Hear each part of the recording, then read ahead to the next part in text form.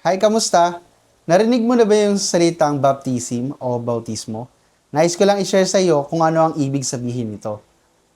Ang baptism ay galing din sa Greek word na baptizo. Ibig sabihin, ilibing, ipailalim, o ilubog. Ito'y panlabas na palatandaan sa panloob na katotohanan. Ito'y higit pa sa ritual o seremonya o panrelihiyong gawain dahil mismong si Heso Kristo ang gumawa nito upang sa ganon ay gayahin natin.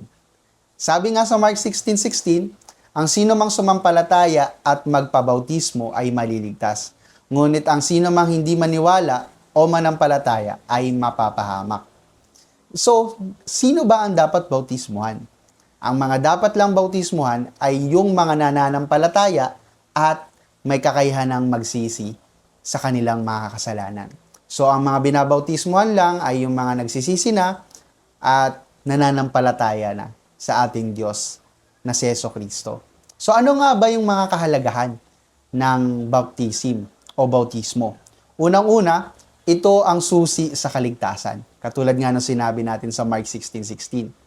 At syempre, ito'y mahalagang kautusan ni Heso Kristo sa Matthew chapter 28 verse 19 na dapat magpabautismo ang lahat.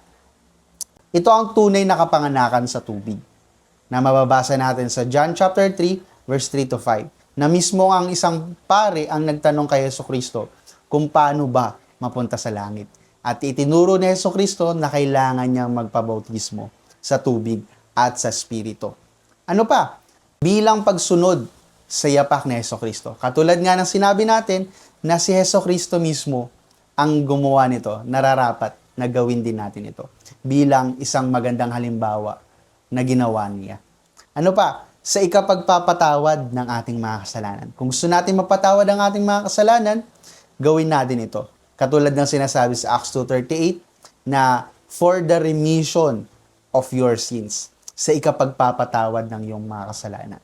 At syempre, ito din ay sumisimbolo sa paglibing ng ating mga kasalanan. Kaya kinakailangan na tayo, ang bawat isa sa atin ay mabautismuhan sa pangalan ni Heso Kristo.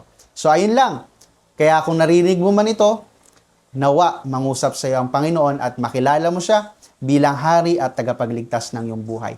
Kinakailangan ng bawat isa na tayo ay mabautismuhan sa pangalan ni Heso Kristo. Dahil wala nang ibinigay na pangalan sa silong ng langit, maliban sa ikaliligtas ng sanlibutan, kundi sa pangalan lamang ni Heso Kristo. Ayun lang, ingat ka palagi.